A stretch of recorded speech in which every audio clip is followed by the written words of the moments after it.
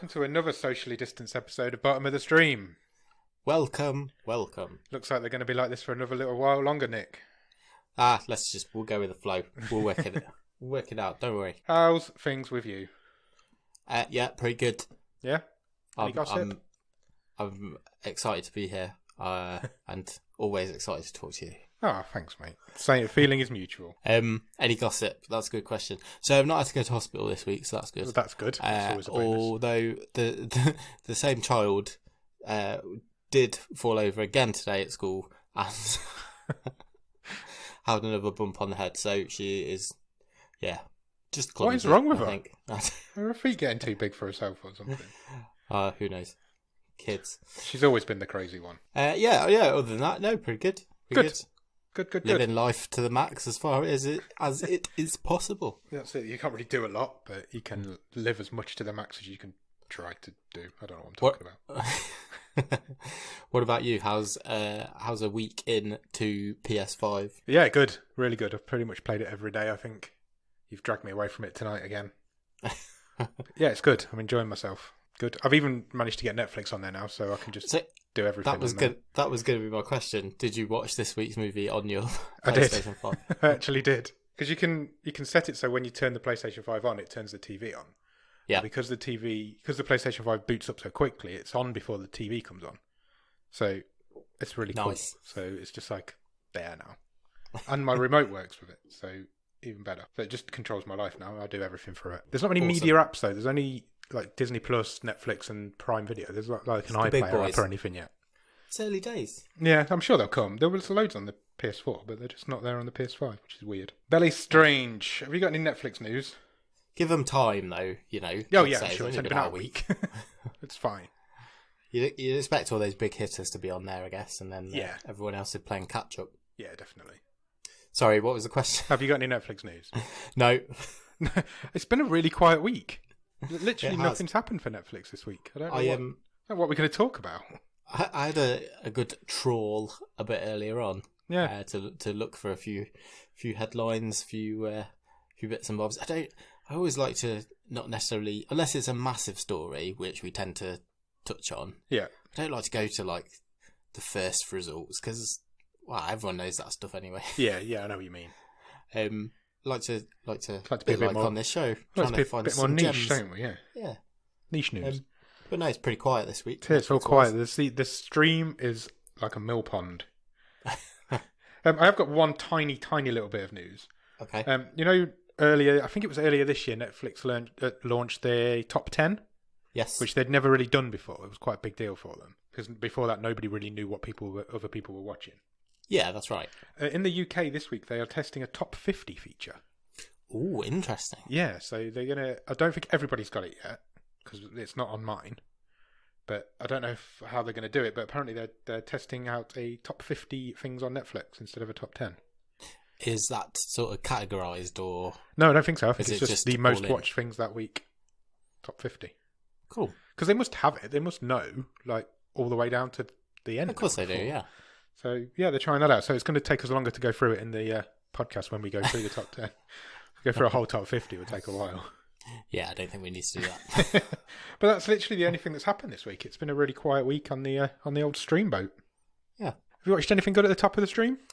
I've watched quite a few things. Oh, that's good. I mean, a couple of them we mentioned last week that were just finished off. So, The Crown, finished The Crown. Oh, have you? Yep. Excellent. How is it? It's good. It's good. I stand by what I said. I think it was last week. It's loads better than the last series. Diana's alive again, so that's good. So it's very much focused on her. Can I just jump in on that series? Yeah, of course you can. You can't just. I wouldn't need to know what happened in the previous ones. I think you can miss out the 70s pretty much. Yeah. Yeah, pretty much everybody knows what happens in the 70s anyway. Yeah, it's good. Cool, I might check it out. It is what it is. Apparently the Queen doesn't like it. No. I was reading this week, apparently she's getting a bit more... It said the royal household is getting a bit more tetchy as they get closer to the modern day. Starting to squirm a little bit. Do you think they're starting to regret their decision to not have any involvement in it? Because apparently they were asked when it first was launched if they wanted to be involved. And there was like a flat no. But now it's getting to the modern day. Do you think they might be regretting that a little bit? Yeah, I mean... Have a bit of creative control to it. It's quite difficult to have much sympathy when they come out and say, this is portraying us as a weird dysfunctional family, when they are a weird dysfunctional But they're quite clearly a weird dysfunctional family.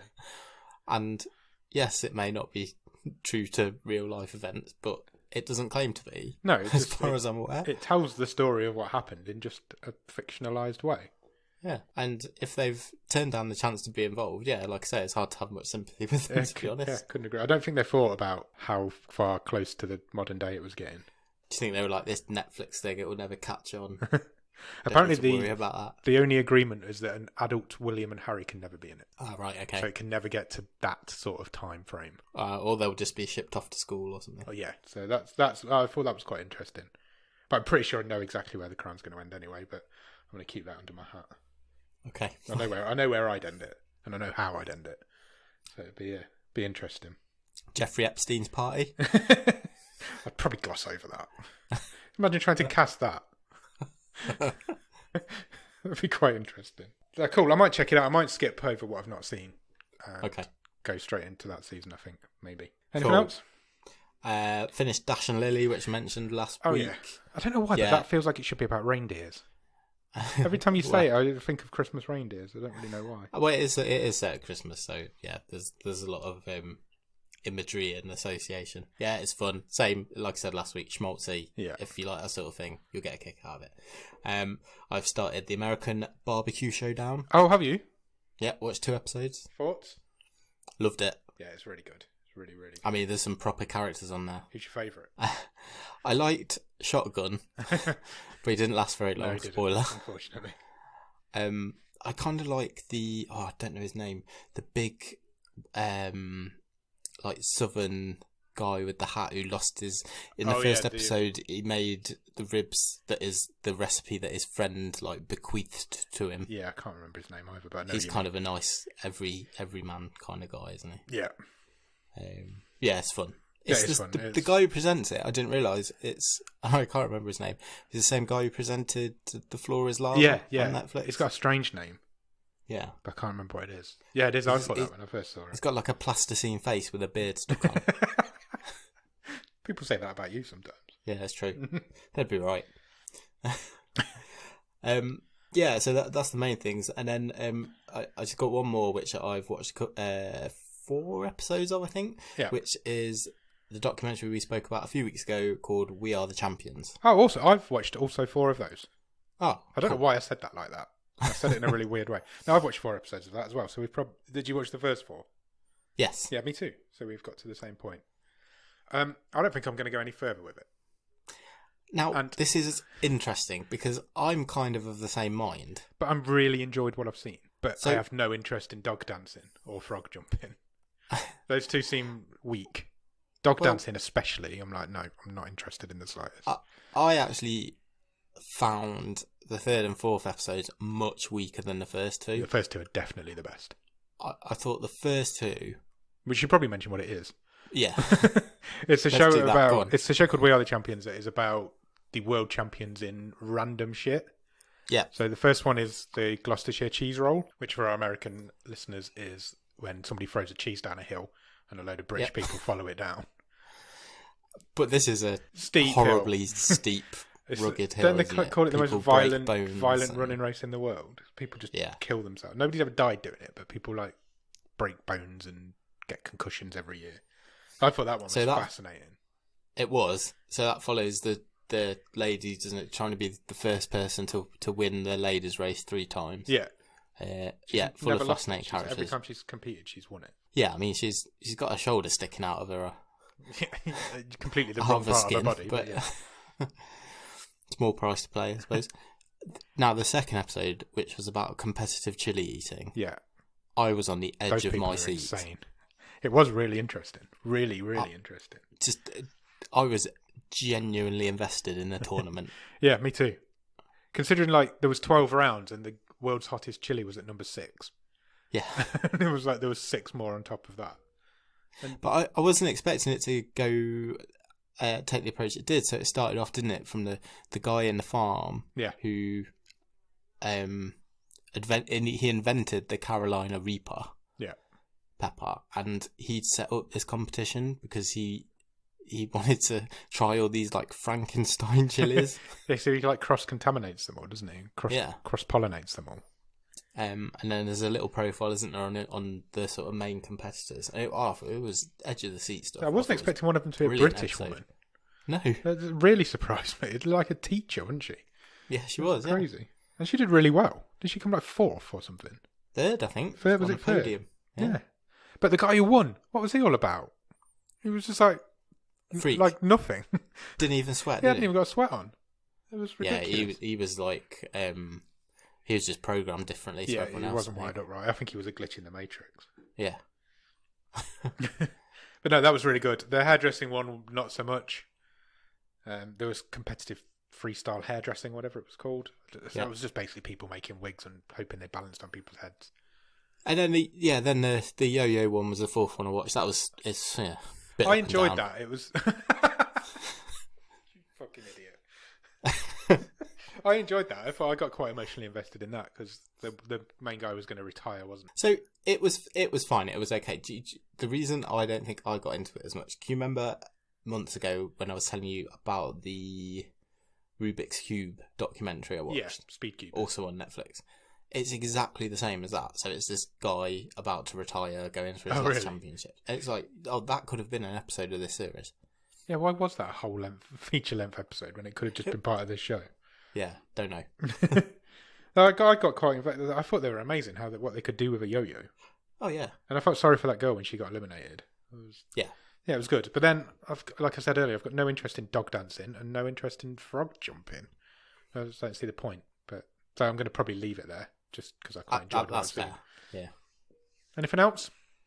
No, that's it for me. Anything else from you? I've started watching an old sitcom, a British sitcom called Man Down. Yeah, I'm familiar with it, but I've never seen it. I know what it is. Greg Davis, Rasheen Connerty, Rick Mail, and Mrs. McCluskey from Grange Hill. Okay. I don't know her name. I just know that's who she is. The fact that it got Rick Mail in is what's drawn me to it because he's my hero. But yeah, it's really good. It's bizarre and it's like gross out British sitcom humour, which is not what I was expecting. I don't really know much about Greg Davis as a comedian. I only really know him from Taskmaster. Yeah. I was expecting him to be a bit more highbrow than he is. It's all piss jokes and fart jokes. I think I've seen one of his stand-ups and it's pretty much like that. Yeah, I don't think I was expecting it, but just the fact that it's got Rick Mail in saves it. Does he play his dad? Yeah, he plays Greg Davis's dad. Yeah. So I started watching that. I needed a sitcom, so I thought I'd give it a go. Cool. And it was all right. I've only seen 4 episodes so far. I only started it the other day. Okay. I think I'll stick with it for the time being. Good. Anything else? That's all I've watched. Yeah, me too. Shall I run through the Netflix top 10? Yeah, let's do that. I haven't done that for ages. Let me get it up on my phone. Right. We're not doing the top 50 then, yeah? Just do top 10. What is this? In at number 10 at the minute is a program called If Anything Happens, I Love You. Okay. And no idea. It says grieving parents journey through an emotional void as they mourn the loss of a child in the aftermath of a tragic school shooting. Oh no. It's only on for 12 minutes. Oh, right. And it appears to be animated. But how is that at number 10 in the British Netflix charts? I might have to check that out. Yeah, seems random. Yeah, it's a social issue drama tearjerker according to Netflix's genres. Okay. That sounds weird. Number 9 is The Christmas Chronicles, the first one. Okay. People obviously catching up on that. Makes sense. Yeah, makes sense. Number 8 is The Boss Baby Back in Business, which is a TV show, which I presume is a spin-off to the Boss Baby film. Sure is. Have you seen any of that? Yeah, I've seen a few episodes. Any good? Yeah, it's fine. You like that sort of thing. Yeah. Number 7 is The Grinch. Which version? Is this the Benedict Cumberbatch animated version? Yeah. Yeah, the new one. New one's 2 years old now, but yeah. Number 6 is Hillbilly Elegy, which is a film we spoke about a few weeks ago now. Oh, yes. This is Glenn Close looking like Mrs. Doubtfire. That's the one. An urgent phone call pulls a Yale law student back to his Ohio hometown where he reflects on 3 generations of family history and his own future. Directed by Ron Howard. I'm sure it's great.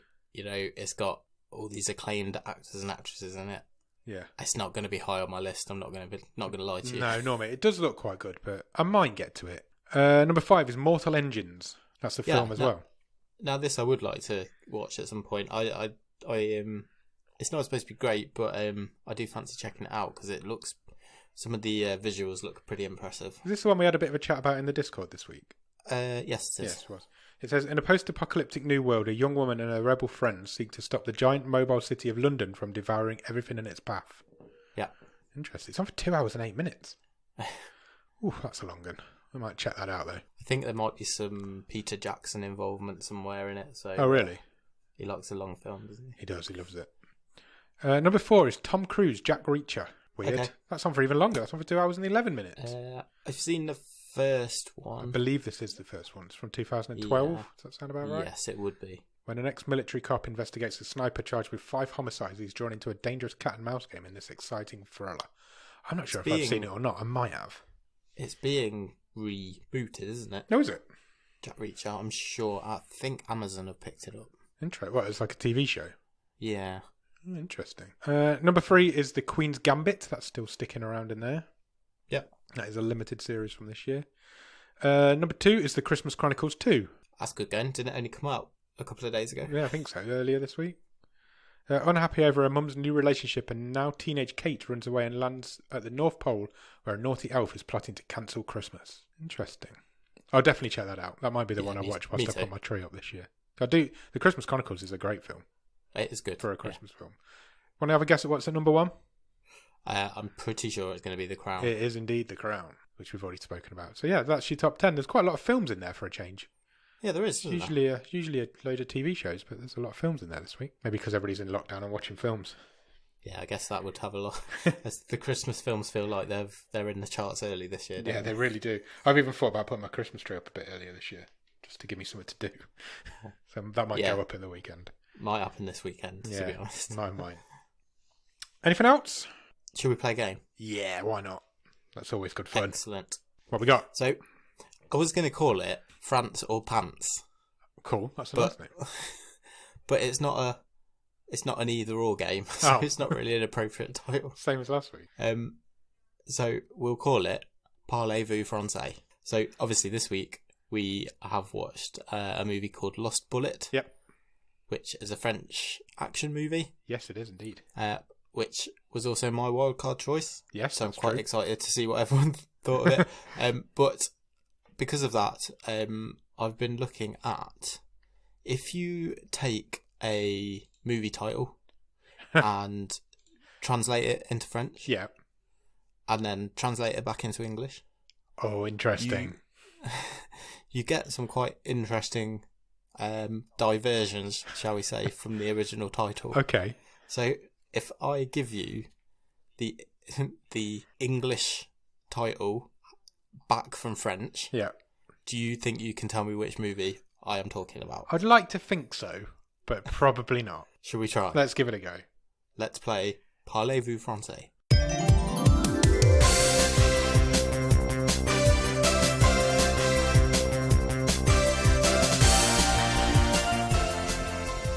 So I've got five movies. Okay. First one. Mum, I missed the plane. Mum, I missed the plane. That can't be a direct translation, but I think I know what it is. Is it? So remember it's gone English to French and then back again. Have you done this, or is it? No. These are what they're. Yeah. If you translate the French back into English, this is what they were released. I'm not sure now. Then I thought I knew what that was. Mum, I missed. I'm gonna have to go. I can't be. The first thing that came to mind was Home Alone. You may want to stick with that.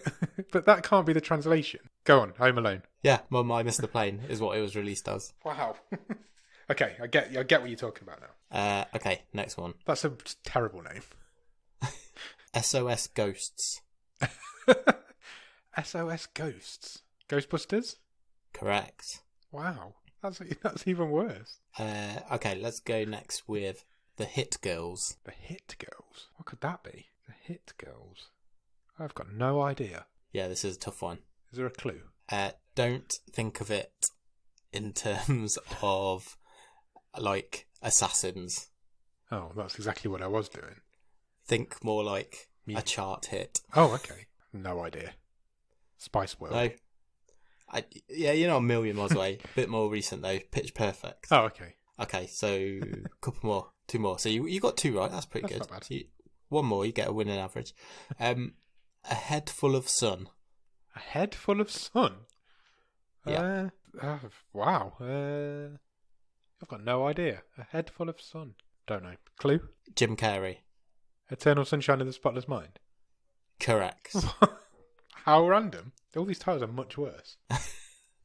Last one then. Okay. Rasta Rocket. Rasta Rocket? No idea. No idea. Clue? Who's in it? I tell you, John Candy. John Candy? Yeah. Oh, Cool Runnings? Yes. Rasta Rocket. That's a better name. That's brilliant. Yeah, I'm not sure how PC that is, but there you go. Mum, I Missed the Plane is my favourite. Cool Runnings was released as Rasta Rocket in France. Mum, I Missed the Plane. Mum, I Missed the Plane is going to make me giggle for ages. Awesome. I enjoyed that. It was a good game. Thank you for Parlez, vous, Francais. Shall we talk about the film? Yeah, let's do that.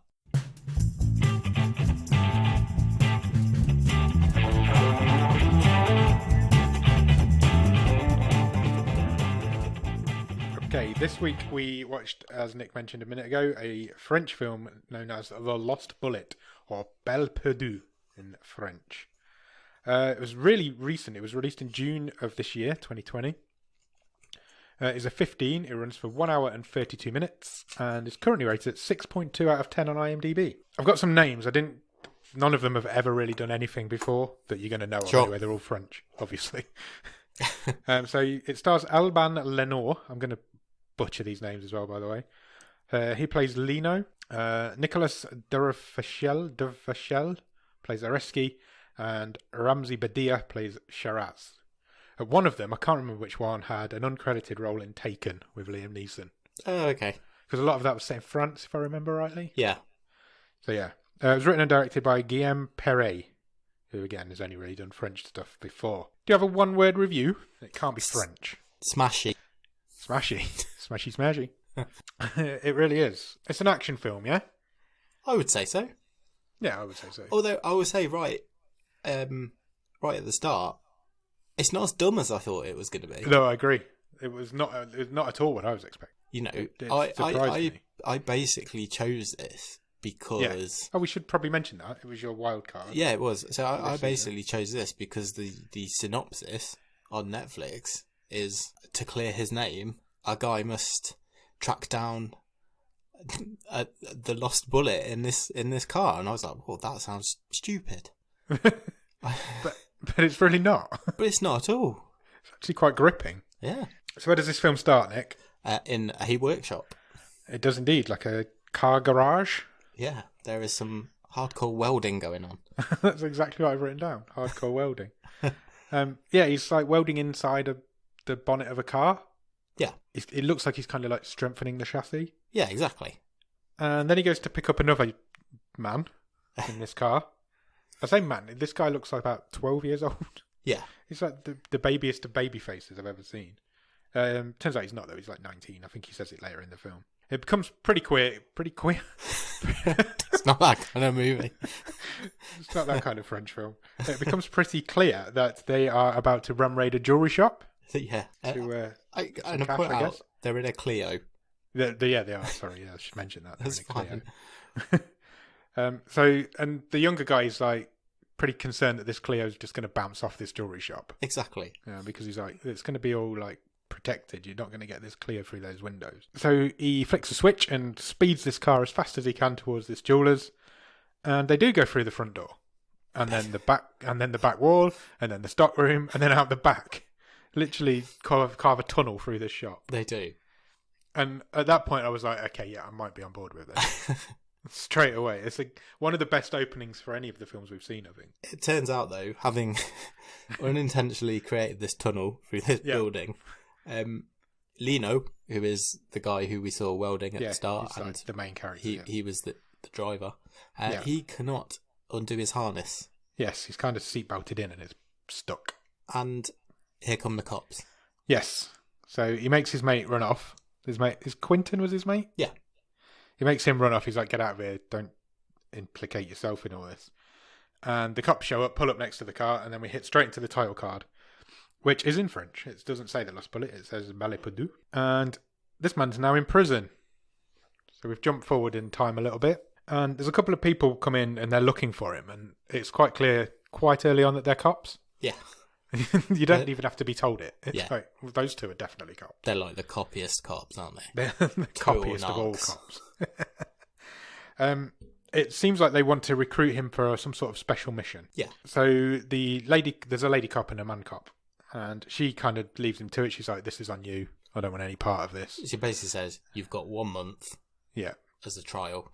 Don't die. Yeah. I should also mention that I watched this in the English dub, and you watched it in subtitles, I assume? I did. I went original audio. Yes, which we always do for these sort of films, just to see if anything's lost in the translation. And this is where the point where I was like, I wonder if this was translated weird, because he says he runs an anti-go fast squad. Yeah. That seems weird. It seems like a weird name to me. No, it's exactly so. This squad, I don't know if they did in your version, but they refer to themselves as the brigade. The brigade, yeah, they did.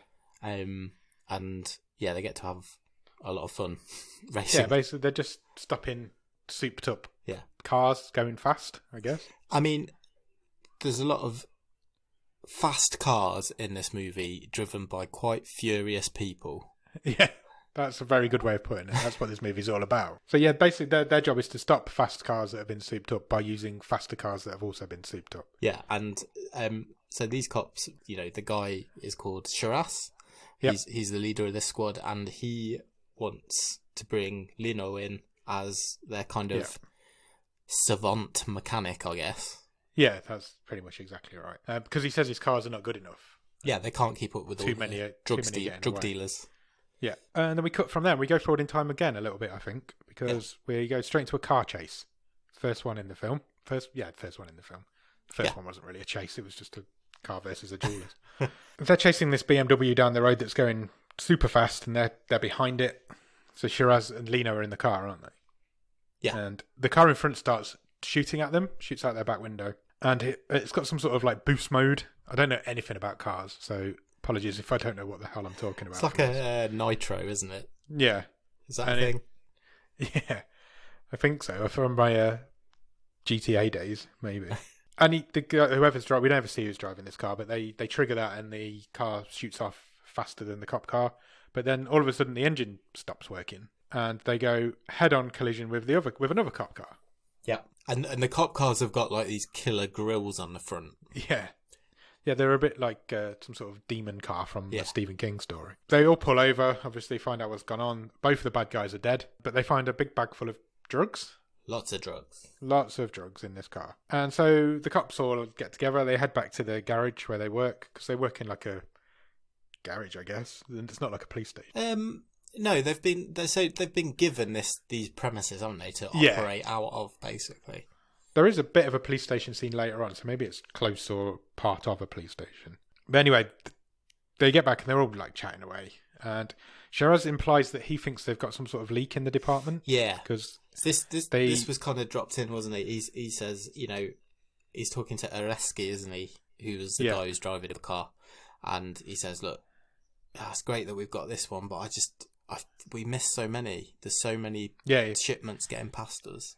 He says we keep catching the little guys, but we never seem to manage to get hold of the big guys. He says, "I feel like they've got some intel on us." So they've dropped that possibility straight away. Lino is still in prison, but he works in this garage during the day, and occasionally it seems like he's allowed to stay overnight at the garage. He's tagged, isn't he?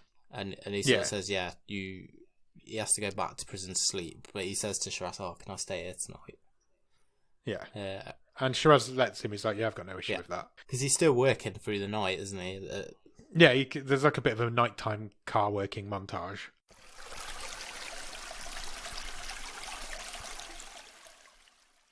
So cut to the next morning, and Shiraz comes and picks him up, picks Lino up, and they go for a bit of a drive. It doesn't instantly say where he's going. I don't know if he was taking him back to prison or I'm not sure.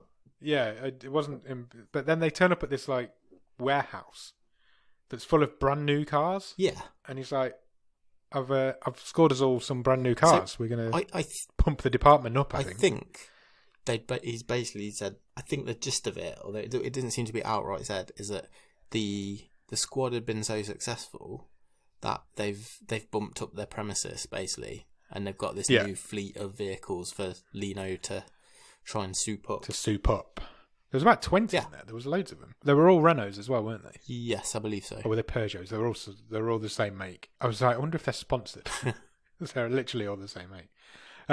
Shiraz also says that he's managed to score an early release for Lino. So he's got these like papers. Yeah, and he says, you've been with us for 9 months now, so again, we know how long not making it. I thought it would make you a happy man because it's not hitting you over the head with. Yeah, because they just told it in the story. This is what I like. I'm happy with this. And basically says, look, you've got a second chance. I've put my neck on the line for you. I've got you out of prison.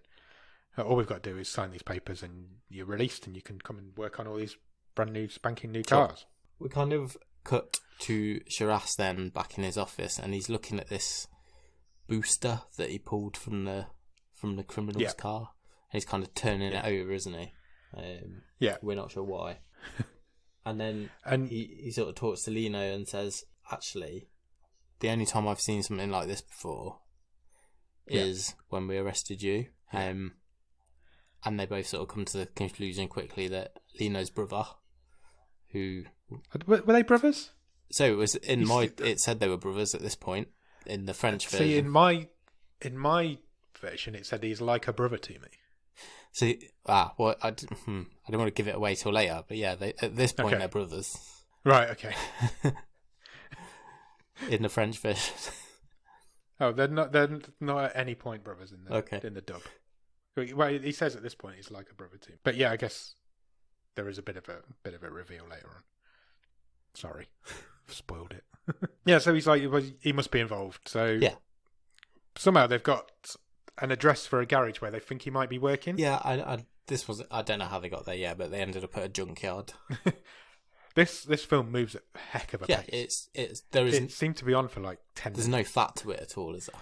Not at all. It moves so fast. I paused it at one point and I was like, oh, it must be about halfway through. There's about 10 minutes left. And I'm like, this film has flew by. And they reckon he's working in this garage. Turns out he is working at this garage. He's there just working on some cars. But he seems to be being kept there against his will. Pretty much, yeah. By a couple of goons, I guess. Yeah, that's exactly what I've called them. So Shiraz comes in, and between him and Lino, they manage to get these two goons and arrest them. And then, what's his name? Areski turns up. Yeah, Areski and with, Marco. And Marco. The other two cops. They're like the other team, aren't they? The other cop team. So they turn up, and Shiraz is like, look, we've captured these people. So they get back in the car. Lino and Shiraz, and they're going to drive off. And Quentin, because he's kind of promised Lino, we're not after him, we're after the big dogs in there. Yeah, he's like, I'm going to have to arrest him, but nothing's going to happen, he's going to be fine. So the three of them are in a car, and Alder Goon, who's being arrested by Areski, kind of whispers in his ear, and he's like, don't let the kid go, I think he says. And so Areski shoots through the car window and kills Shiraz. Like early doors, early kill. Big heel turn early on. Huge, yeah. He's a bad cop. So we now know who the leak is, and it's the guy who Shiraz was talking to about the leak. So he shoots him through the rear window of the car, through the seat of the car, through his chest, and the bullet lodges in the speedometer. Yeah, it does, yeah. Of the car. Lino manages to leg it. He gets out and escapes from Marco, doesn't he? Marco goes chasing after him. Yeah. And he escapes. Marco finds his tag on the floor. He manages to get that off somehow. Yeah. He heads straight to a garage, like a fuel garage. Yeah, a petrol station, you mean? That's I don't think what they were called then. That's really bad. I tried to be multicultural. I tried to make it English and American at the same time. A gas station. A gas station, petrol station, somewhere you buy petrol from. So he gets there and he says to the guy, "Can I borrow your phone? I need a phone, quick!" But he's got a gun. Yep. So the cashier behind the desk gives him a phone, but then kind of raises his eyebrows at some people across the shop. It's only 3 coppers in there, isn't it? Randomly 3 cops happen to be in there. So he gets arrested by these 3 cops. In the meantime, the bad guys torch the car. Yep. Or torch our car. And Lino gets taken back to the police station where he says, I need to speak to Julia, or I'll only speak to Julia. Now, we've not mentioned Julia yet. She is a lady that works for the brigade as well. Yeah. She's one of the drivers. She is, and she's had a bit of a relationship with Lino. So because she obviously doesn't know about Shiraz, and nobody does because he hasn't mentioned it yet. So he says, I'll only speak to her. So they put him in like an interrogation room, and he sits there waiting, and who should walk in but Areski. Yep. And he says to him, look, let me give you a cover story. So he starts reading out this cover story of how we're going to go through this. Yeah, his first tactic is to try and get Lino on board. Yeah, but then it's quite clear quite quickly that Lino's not going to become on board. Yeah, he won't talk to him, will he, at all? Yeah, and Areski basically says to him, look, they're going to find you. You had his gun on you, and his blood's all over you. It's definitely going to be pinned on you. There's no doubt about it. You're a criminal anyway. And then as he walked out the door, he just calls him a cop killer. Yeah. And I'm like, brass balls of this guy. He was quite good, wasn't he? He was really good. He was a good bad guy. He reminded me of Quinn in Dexter. Oh, yeah. He wasn't a bad guy, but he looked a lot like him. Yeah. Our friend Alex will love this film. Watch this film, Alex, because he looks like Quinn. There's a bit of an in-joke there. Lino, the cops are now watching Lino on the TV in the room. Yeah. Because he's on the security cameras, isn't he? And he's trying to break the handcuffs off. Yeah, because he's chained to the table, and the desk jockeys are like, oh yeah, everyone tries this, and they're having a good laugh at him. So he breaks one of the stanchions off the chair, and he's trying to use that. That just bends. So he breaks another one off, and the main cop looks at the screen. He's like, "Is the door locked?" Just to be doubly sure, because he's not so sure now that he's not going to get out. And he does. He breaks the cuff. Well, he breaks the cuff point off the table, doesn't he? Yeah. And so he's free. Just as the guy gets there to lock the door, and then he takes him out. And then there's a really cool action scene now of him just taking out cops. This was brilliant. It was really good for about 10 minutes. This fight scene through this police station, and it's just Lino against the whole police station. Yeah. And I can't describe it to do it any justice, but it's really creative. Yeah, it really is. And it doesn't feel like a Hollywood fight. It feels like it's not like choreographed within an inch of its life. It feels like they're actually fighting. It's like them two women last week. Yeah, this is like, it's kind of going for a kind of Bourne Identity thing. Yeah. But it's cleaner, and it's directed really well because you can follow it. There's none of this sort of jerking around with the camera, is there? It's obviously highly choreographed, but it's done so well, and it's so creative. Yeah, it's not like super fast paced or martial artsy, is it? It's proper fighting, and it's quite slow paced. But you can follow what's going on. But they do use the environment really well. Yeah. So when he threw that woman through her table. Yeah, he basically F5'd her, didn't he, through the table? Yeah. And then he's jumping off desks, and then when they all have a fight with the riot shields. Yeah. It was awesome as well. It was. It went on for ages as well. It was probably a good 5-10 minutes. He nearly gets away. He gets right to the front door, and he gets piled on. Yeah. And there's like 5 or 6 of them on him. So they manage to overpower him and pull him back in. But just as they're about to completely catch him, he manages to get a canister of pepper spray off one of their belts, and he just sprays it everywhere. Yeah. And all these cops scream, and he just walks out. There's literally no issue whatsoever. He just walks out the back door like he's never been there. Just leaves this chaos in his wake. It was a really good scene to be there. It was really well done. It was a great scene. Great fight scene. It really was. It really was. In the meantime, the cops have found this burnt out car. And the remains of Shiraz. The Areski says, look, this is going to be my department now. We'll get twice as much through. He's talking to Marco about how much drugs they can get through now. They're going to be in charge. And the burnt out car gets towed back to the garage where Julia is. And there's another guy, and I didn't catch his name. Jeff. He's like was it Jeff? Yeah. Was it really? The mechanic. Yeah. Yes, Jeff. Oh, okay, fair enough. I did not know that. You're not sure, are you, if I'm telling the truth? No, I'm not. Yeah, it was honestly, it was called Jeff. Fair enough. Anyway, Jeff gets locked in a room because Lino's at the garage and he needs to speak to Julia. Yeah. So he locks Jeff in a room. He manages to get Julia alone. So he quickly tells her what happened, tells her that Shiraz is dead. Well, she knows that anyway, but how it happened, Areski did it. But she doesn't believe him, so they start having a fight now. She's not having it. She locks a wicked armbar on him. She does, yeah. She tries to choke him out, and it very, very nearly does. Well, actually does. She knocks him unconscious, don't she? Yeah. But just before she does, he manages to handcuff her to her car. Yes. So she's handcuffed to a car while he's unconscious on the floor. So he wakes up. Yeah, she can't finish him off. She's he's stuck. got the upper hand. He wakes up. He tells her straight away. He's like, "That isn't Shiraz's car." Yeah, he says, what does he say? The wheel trims are different. Yeah, he's like, "That's not his car at all. I'm not having it." The Areski turns up after because he's gone. He doesn't hang around, does he? Because Julia's not buying it. Yeah. So he leaves, and then Areski turns up, and he tries to manipulate Julia as well. Yeah, he's horrible. He basically vaguely threatens her, doesn't he? Just like, "Oh, you wouldn't want the boss to find out about your relationship." Yeah, not now. Lino's on the run. Yeah. So in the meantime, Lino heads back to the garage where Shiraz was killed because he's on like a one-man mission now, isn't he? Sure. And as soon as he gets there, he finds this massive rifle just sitting there doing nothing, which was quite funny. And then he notices, some more guns in the back of the car. But whilst he's searching through the back of this car, this man just comes over and points a gun at him. Well, it's a bit odd because I don't think it's played for laughs.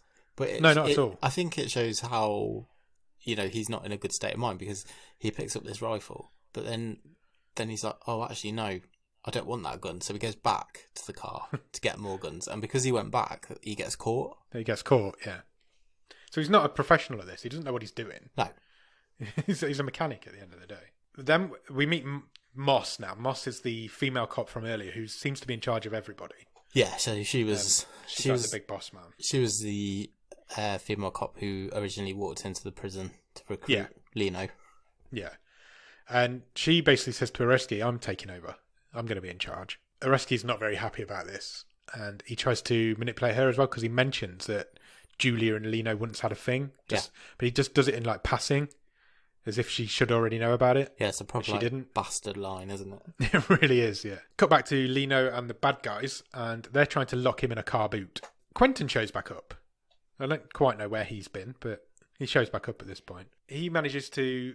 I've put kill the leader, but he didn't kill him, did he? No, so what's happening is, so they're going to split up, aren't they? So the main drugs guy basically gets in the backseat of the car, and Quentin's going to drive him somewhere.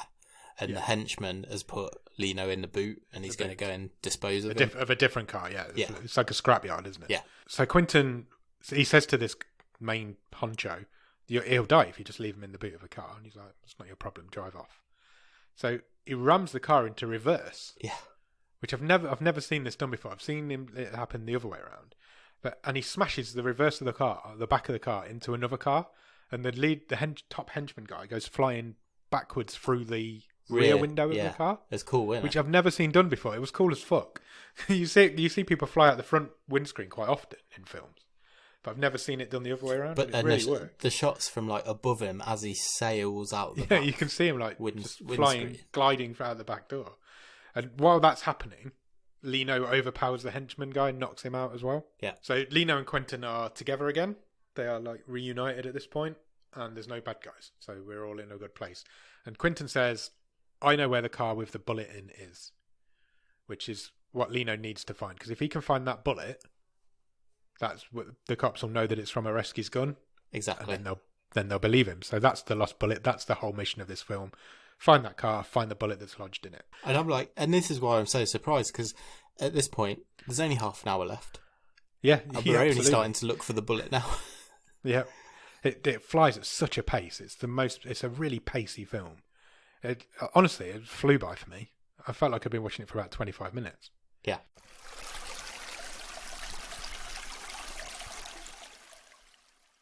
Areski and Marco turn up at this garage after Quentin and Lino have left, and they find the two guys who are neither of them are dead, but they are locked in this car boot. And Areski's like, "Well, this isn't what I was hoping to find," which I thought was quite a funny line as well. Yeah, it was. So one of the main henchman guy stays with Areski, and eventually Areski shoots him, doesn't he, and kills him.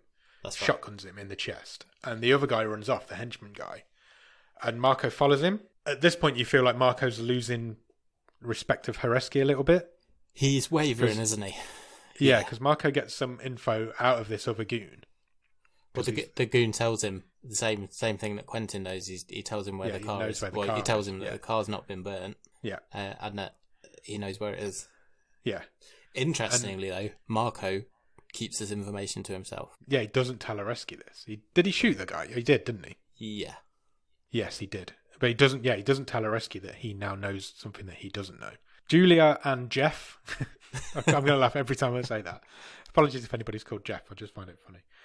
Julia and Jeff figure out that the car definitely isn't Shiraz's car. Yep. There's a reason, and Jeff figures it out. But so Julia now is completely on board with Lino's story. She now completely believes him. And at this point, Lino calls Julia, doesn't he? Yeah, and they set up a bit of a rendezvous, don't they? Yeah, he says, "Meet me at the place where we were introduced." Is that what it said in yours? Yeah. Something along those lines. Yeah, no, I think I was spot on. And she sort of makes her way to a market, isn't it? She grabs doesn't she? Should I say? Isn't it? She grabs her knife and her gun, and she heads to this marketplace. Yeah. And Quentin barges into her, and she obviously realizes, okay, I've got to follow this guy. Yeah, he kind of because she's being followed, and he kind of gets them off the scent. And they go down this back alley and through a gate and round a corner, and she eventually meets up with Lino. And Quentin then really helpfully summarises the plot to date to her. Yeah, he literally, Lino says to him, "Go on then," and Quentin stands up like a kid in a school play, and he just goes through the whole story of what we've seen so far. And I think this is where he says, we grew up in a foster home together, so he's like my brother, but they're not blood brothers. They're not brothers. And Lino says to Julia, "Look, you've got two choices now. You can take us in, and we'll all get killed, or you can help us find proof, and we might get killed." That's basically what he says. So she decides to help them, and they head out to the car, and she finds these two guys locate them and start chasing them down. Lino and Quentin get into her car and head off. They manage to escape, and she goes to slash the tyres on the two cops' cars. This was so badass, because she's walked up. They're watching her. They're just too far away to stop her. Too far away. She's walked up to their car, slashes the tyres, and then just puts her hands on her head. It was amazing. So badass. She really did. She really did. Areski and Moss find out that Julia's just been arrested, so they know some shit's going down now. Marco now tools himself up. That's exactly what I've put. He tools up. He is. He's alone. He's got away from Areski, and he's got a shotgun and a knife, and it looks like he knows where the car is, remember? So he's going to head out that way. So we've got things coming together now. So Areski and Moss are heading to the market to meet with Julia, and Marco is heading to the farm where this car is, and that is the same place that Lino and Quentin are heading to as well. Yes. So, and they get there, because this film doesn't hang around. There's no scenes in between. We're heading to a farm. Then we're at a farm. But there's no car there, or there doesn't appear to be any car there. So Lino's like, "What's the deal? What's going on?" And Quentin goes into the house. Yep. Or the farmhouse. It's goes into the kitchen, doesn't he? Yeah. He does say, "Don't worry, there's no one here. It's abandoned," or some words to that effect. Yeah. So, and he's rifling through the kitchen. So Lino goes in and is like, "What the fuck are you doing?" And he's got this massive bag of cash. Yeah. And drugs. And he's like, and drugs, yeah. He's like, "Well, that's it. We've sorted now. We've solved everything. I've got money." Because he's only young. I think he says he's 19. Yeah. He thinks that's solved the problem. So Lino, like, what the fuck? He thinks he's been duped. What don't you understand about us needing to find this bullet? Yeah. Quentin's a bit of a child. Naive. That's the good word. So Quentin heads outside with this bag of cash, and just as he heads outside, this bit made me jump. Yeah. His stomach explodes. It does. Because Marco shotguns him from point blank range in the stomach. And he goes down, obviously. And Lino and Marco end up having a bit of a fight. Yeah, so they have a fight. Again, it's not quite as intense as the police station one, but it's still pretty good. So but they're in a tiny little lounge of a farmhouse. They're scrapping through this farmhouse. Yeah. During this fight, we realise that Quentin isn't dead. He manages to get to his feet and strolls off. Well, crawls. I'm not sure he was on his feet, but he manages to crawl away from where he was. The fight carries on. Eventually, it ends with Marco smashes his head on the side of a table. Good makeup as well. Really was good. Quite a hideous. There was definitely a corner mark in his head. Yeah. And then from outside, we hear a gunshot, so we assume that Lino's killed him. Yeah. If I'm being hypercritical, we'll come back to this. Okay. This might have been my criticism. Well, because when it cut to outside and you saw the gunshot, I'm like, I don't think he's killed him. Yeah, okay. I don't know if I needed that. Yeah, probably not. Question. As we head outside, Lino spots Quentin's legs from a distance because he's leaning up against a tractor, Yep. I guess. It is a tractor. And he is dead now. He didn't survive for very long. He has passed away leaning up against this tractor tyre. But he is holding onto a rope. Yeah, it's or a winch. Yeah, some sort of tow rope. It's a rope. Okay. It leads to a winch, but he's holding a rope. We cut back to Areski and Julia at this point, and Areski's demanding to know where everybody is. So where the fuck is Lino gone? Where's Marco gone? But obviously she's not going to say anything. Yeah, he's starting to realise he's lost control of the situation. Yeah, completely. He's losing control for definite. So Moss sends him away. We come back to Lino, and he's following this rope now, and it leads to a pile of manure. Yeah. This huge pile of manure. And it's quite obvious that the car's buried under there. And he realises that pretty quickly and starts digging it out with his bare hands. He does, yeah. And then realises, hold on, I'm on a farm. winch. I'm on a farm. There's a winch attached to this car and a rope here. So he grabs the tractor and he pulls the car out. He does, yeah. Of this pile of manure. And it's been under a tarp, but it's completely clean. And he tries to start it, and miraculously it starts. Sounds nice as well. Yeah. I'm not a car person, but it was a good sound effect. It was a good sound effect. At this point, we find out that Marco is alive. Yeah, this is what I mean. So 2 minutes later. Yeah, why was Marco left alive? Well, because Lino's not a murderer. No, well, yeah, true. But I didn't. That's what I mean. I didn't. So why did we have to have the gun? Exactly. Yeah. Anyway, He's just handcuffed to the fireplace in the house. Lino calls Julia's mobile at this point, and he starts talking before anybody said anything, which is a rookie error, because Areski's on the other end of the phone. Yeah. Because Julia has had her phone confiscated because obviously she'd been caught slashing the tyres. So Lino, once he figured out he's talking to Areski, he's like, I've got the car. You're fucked. It's basically what he's saying. He says, I've got the car and I'm coming for you. Yeah. And then we get a bit of a montage of him working on the car. Yeah, he's going 1 man 18. He's going to soup it up. Yeah, he's going all MacGyver on it. And so once he's done that, for the next presumably the next morning or later on that day, he goes to the same petrol station that he went to earlier. Yeah. And he starts fueling it. And he's clearly trying to be seen, get himself noticed. Yeah, be seen, so that the guy behind the counter is the same guy, calls the police because he wants them to know where he is because he's going after them. There's a good line, isn't there? Because he's fueling the car, and there's a couple sort of the other side of the other pump next to him, and they're giving him a really strange look. And we haven't seen the car yet. Yeah. And he just says, "Oh, it's for a movie." I just thought it was a nice little line. That's the point where I had to pause it for a second, thinking I was about halfway through, and there's 10 minutes left of this film at this point. Areski's like, right, Areski and all his goons are bad guys. There's no good cops left now other than Julia. Or Moss, sorry. So he's like, right, we need to form a roadblock. We know where he is. Yep, we know where he's coming. Let's block the road. Yep. We know where he's going from. We'll just catch him. We'll catch him in a roadblock. He's only in that shitty old car. We'll be fine. Cut to the very next scene. He's being chased by one of these souped up cop cars. Yeah, it's the guy who was behind the desk in the police station. He's driving it. Can't remember what his name was. No, I didn't get his name. And they're chasing him. So we've got another car chase going on. And this is the coolest thing think I've seen in cinema for a very long time. So he pulls in front of this lorry and he gets right up tight under it. Yep. So the cop car goes past the lorry, doesn't spot that Lino's now behind them. So and then they realise, he's like, shit, how did he get behind us? We then see the car for the first time, and it's got fucking horns. Yeah. It's the only way I can describe it.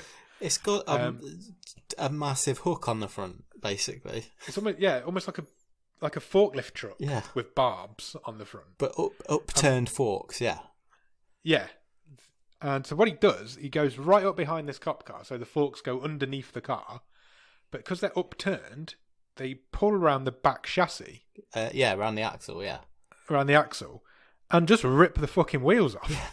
Because he stops and it pulls the back end of this car off, and it's so cool. It's really cool. Thing.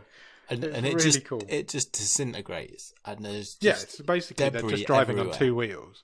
Yeah, they're just driving on 2 wheels with no back end to their car now, and so he for the second time pushes right up into them. And now he's got control of their car. Yeah. Because he's just... The back end of their car is now him. He's basically created... And he's basically pushing them. A human/car shield. I thought you were going to say human centipede of cars. I suppose. Yeah, he's basically... Yeah, he has. He's now got protection of the front of the police car with the 2 cops in it, protecting him from anything that's ahead of him. And he's pushing them. He's controlling it. It's really cool. And they're heading right towards this roadblock that Areski set up with all his men. Areski's like, right, open fire. And the guy's on the radio, isn't he? He's like, don't shoot. We're being pushed. We're not in control. Yeah, and this again, it does a lot with a little, this movie, because you don't get like a great deal in the way of character development. But no, not at all. Some of the little things with Areski, like the way he talks to everyone else, his comments to Julia, and then this bit here where you can clearly hear on the walkie-talkie, the guy's in the cop car saying, don't shoot. Yeah. And then he just ignores them and tells his men to open fire.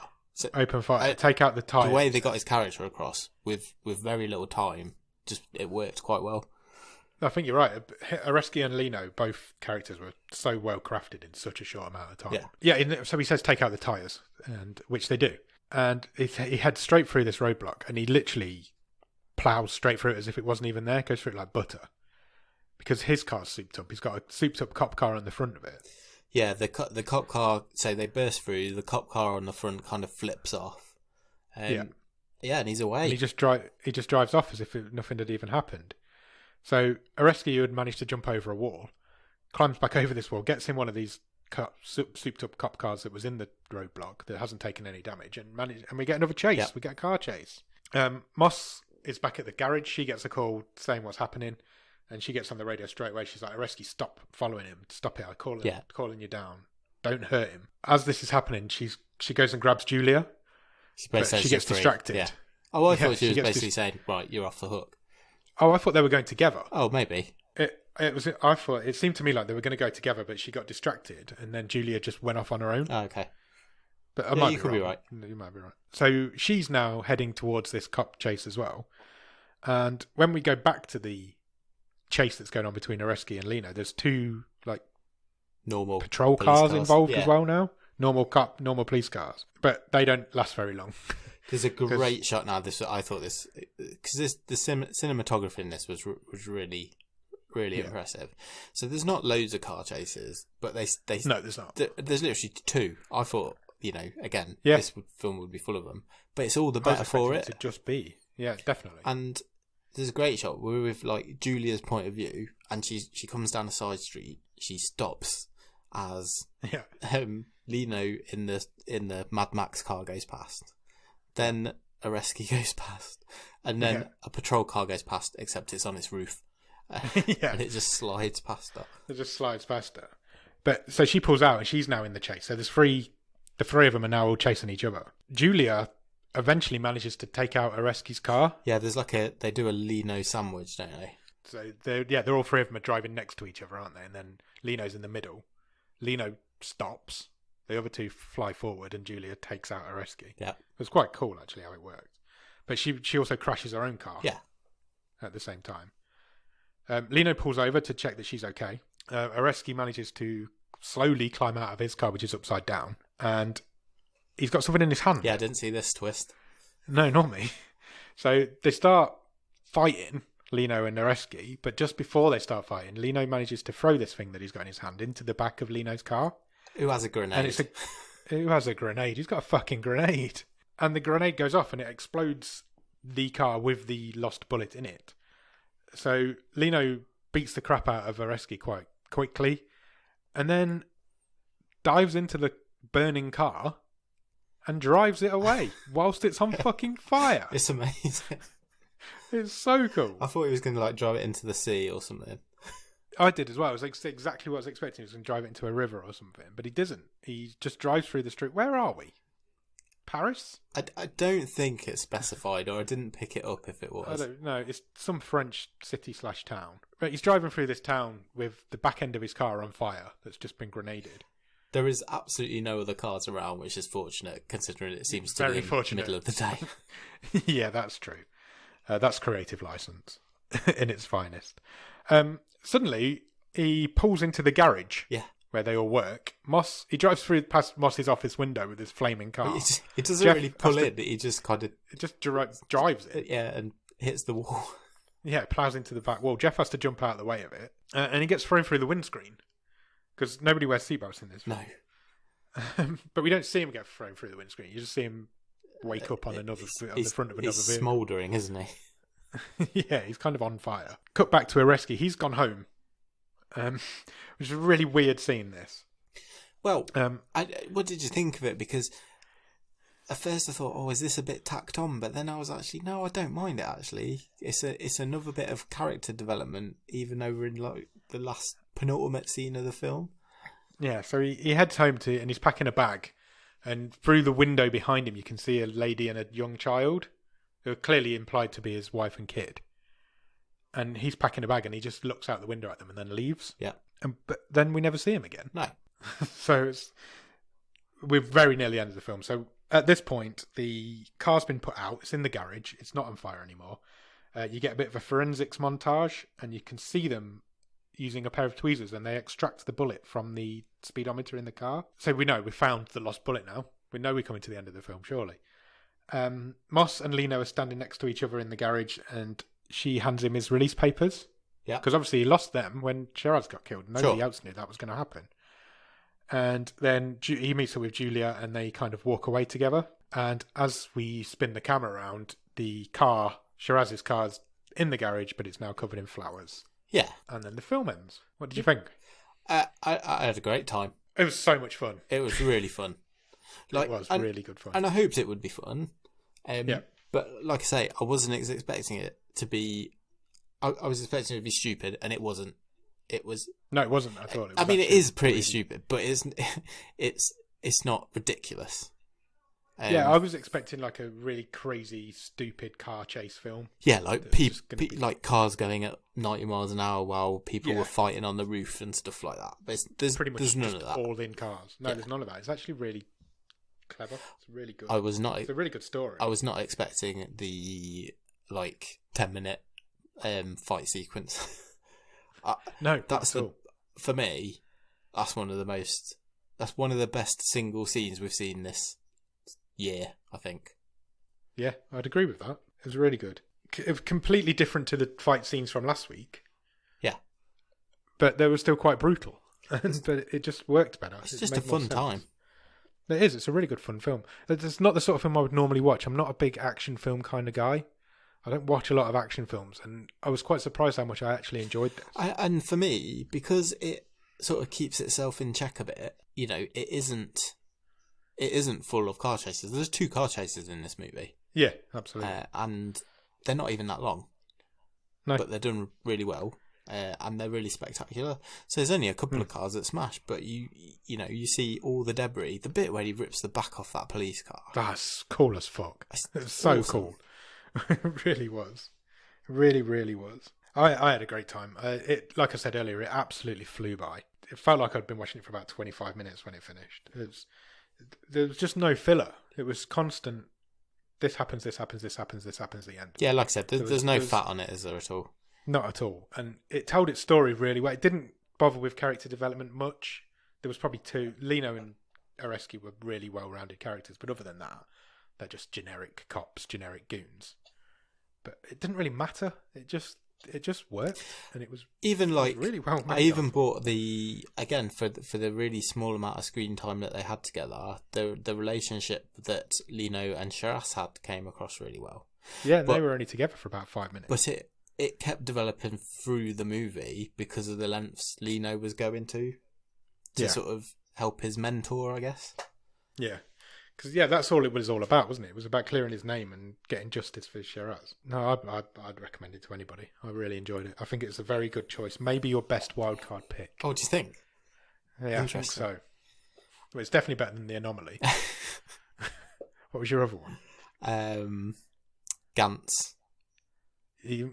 Maybe not. That Gantz was really good. But no, you picked well this year, Nick, I think. And it's different to what I was expecting. Like I said, I thought I was getting something fun but stupid, and I got something fun and nowhere near as stupid as I thought it was going to be.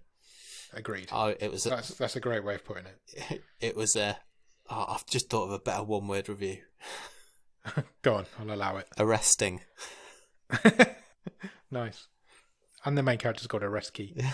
We had a message from Ross Cook about it. Okay. You know Ross Cook, Yeah, he's the resident artist for the Pod World. He's put, I really like the first half, especially opening with the botched heist. That was really good, actually, when he rammed through that jeweler's and went straight out the back of it. So he'd oversouped the car. He says after the midway point, it ironically started to slow down. Still overall really good. Definitely prime for a remake starring Jason Statham. Oh, you can see it already, can't you? I wouldn't be at all surprised. Five or so years, you're getting a Hollywood remake of it. Hollywood wouldn't be able to They wouldn't be able to keep this as minimalist, though, would they? It'd just be another Fast and Furious. Yeah, absolutely. They'd want to build more characters into it and ruin it. You know, it'd be this, but all dangling from a helicopter. Yeah, a lot more action films. Over a sea of sharks or something. Yeah, over the Grand Canyon or something. How do we turn the tide on it? How are you making this film better, Nick? You can make one change. I'm changing the end. Okay, interesting. So what are you going to do to the end? I am not leaving this with a blatant sequel set up, personally. I'm quite happy to see Areski getting hauled away in handcuffs. Agreed. That fell a little bit flat for me. Out. The fact that Marco and Areski both got away alive, I kind of didn't like that. It's probably the one negative I've got of it. I don't necessarily. It just felt a bit. I don't necessarily always. Yeah, I don't necessarily always need things wrapped up in a neat bow. But no, but with nice this one, actually, I would have liked to seen Areski get shot, and you could even have a little shot of the police going and picking Marco up because he ain't going anywhere. No, he's handcuffed to a fireplace. And I think that would have just Do you think that's what they've done then? Do you think they've left it open for a sequel? Well, I think so, don't you? Yeah, I think so. Areski's still out there, and Marco's still out there. The fact that neither of those two came to a grisly end, one of them should have been exploded or something. Yeah. You don't need both of them for the sequel. But no, I know what you mean. Exactly what I wrote down as well. I would change the ending. So that's interesting that we've both said that. Yeah, and I was going to say that's quite a small change, but it's not really. It's quite... No, this is quite a big change. So I wonder if we'll get a Lost Bullet 2 at some point in the future for us to do a Patreon episode on. Oh, maybe. Let's hope so. This one's only been out for 5 Yeah, months. I didn't realise it was that recent either. But, yeah. Good wildcard pick, Nick. Do you want to talk about Picnic? Do you want to talk about Stream Table? Yeah.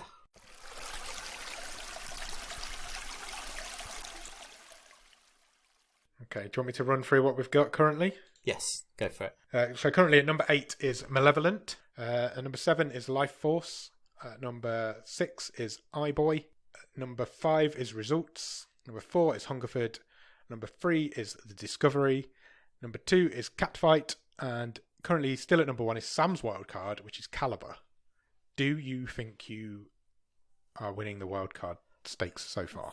I've got to be careful here because I think I'm going to sound biased. Right. I think I'm fairly comfortable in saying, uncontroversially, it's in the top 3 so far. Yeah, I agreed. I mean, I want to say this is the most fun film we have watched this season. Agreed. I feel that if I say it's the best film we've watched, I'm going to get accused of marking my own homework. So, what do you think? Personally, I think it's number 2. Not just to piss on your cornflakes. I just think Caliber is a good film, whereas this is just a fun time. Sure. It isn't a good film. There's not a good story there. There's no good acting in it. No. It's just it's a really fun hour and a half of your life, but it isn't. I wouldn't say it's a good film, but it is better than Catfight, and it is better than The Discovery. So as far as the Stream Table goes, I would be comfortable with it in number 2. I think I'm comfortable with that. It's a I tough almost one feel because that's harsh on Catfight, to be honest. Just given how bonkers and original that was. But I think they are, both this and Catfight, for totally different reasons, are very hot on the heels of Caliber. And I think it's really close. Caliber is really hanging on by its fingernails the last couple of weeks. Yeah, I agree. It's really close up there. I'm still hot and cold on Catfight. I still some days think I hated it, and some days I liked it. which is why I think this one's better, because I will always remember The Lost Bullet as a film that I enjoyed. But it isn't a better film than Caliber, unfortunately for you. No, I don't disagree with you at all. I like I say, for totally different reasons, I've got them all pretty much level pegging. So, I think second's fair. That's the second week in a row we've put a film in at second in the stream table. There you go. Crazy time. It's about time we saw something shit. We've not seen anything bad for ages. That being said, do you want to pick next week's film? Yes, let's do it. So you've had an action film now. What are you looking for next week? Let's have a gross out comedy. We haven't done a good comedy for a long time. Yes, I don't know if there's many out there. Right, I'm going to press the button. Are you ready? Go for it. It has picked a film called Would You Rather. Okay. What do you think that is, Nick? I'm caught in two minds. Okay. I think it could... I think it's like a Dare type thing, but I'm not sure if it's a comedy or a horror. I could see this from both angles. You're not wrong. It's a horror. Okay. It's from 2012. It says, desperate to help her ailing brother, a young woman unknowingly agrees to compete in a deadly game of Would You Rather, hosted by a sadistic aristocrat. Okay. I'm getting kind of Saw vibes. Yeah, the poster is of a very close-up eye with a razor blade tantalisingly close to it. Okay. So that should give you some sort of indication of what you've got. According to IMDb, it is not rated. What does that mean again? I think it means nobody dares watch it. There you go. Careful what you wish for. Just looking through the cast list to see if I know anybody. It's got Brittany Snow in it. Okay. That's the only one that's jumping out at me off a quick glance. Oh, it's got John Hurd in it. He's dead now. Okay, that's interesting. That is dead. That is interesting. He's dead now, unfortunately. So check out Would You Rather. But before you do, check us out on Twitter and Instagram at BOTS_podcast. We're also on Facebook at facebook.com/bottom of the stream. Where else are we? We are on a website. We've got a new website. It's brand new pretty much now. It's www.bottomofthestream.com, where you'll find every episode we've ever recorded playable in your browser. All the stream tables we've ever done. There's some extra cool stuff on there about the Oscar winners we've seen. There's a link to some merchandise where you can buy some Bottom of the Stream merch for Christmas for people. And you can also check us out on Patreon at patreon.com/bottom of the stream, where for a couple of quid every month you can get some early access to the episodes, you can get bonus episodes, you can get a wildcard if you come in at a certain level to see if you can beat Sam, who's still holding in there. And all sorts of shit. Nick writes a newsletter every month, which he's probably going to start doing pretty soon. I will do that. Good reminder. So check us out on all the socials. Discord. Did you mention Discord? We've got a Discord. Come and chat with us in Discord. There's loads of people in there now. And if you do want to, there's a link at the bottom of the episode description of this very episode. It's the very last line. You'll find it. So get yourself a Discord account and come over and chat to us. It'll be much fun. We have fun in there, don't we, Nick? Yeah, it's really good, actually. I mean, up until, how long have we had it going now? A month, 6 weeks? Yeah, probably. Never been in Discord at all. But it's a really good way to just have a big old group chat. Yeah, we'll chat with you. I'll chat to anybody on Discord. I've got a really boring job, so I'll chat to you whenever you want. If you can't do any of that, then please leave us a review on Apple Podcasts or on Podbean or on Podchaser or anywhere you can review podcasts. Maybe drive your very fast souped up car and write us a review into the frost and ice on a cold winter morning. I wondered where you were going to go with it. I love listening to you do that, Vic, so I always wondered where he's going to go with it. I thought you were going to say write it on a bullet this week, but you didn't. You let me down. So do all that and then check out a film called Would You Rather, which is on Netflix, and we'll come back next week to talk about it. Cheers. Bye.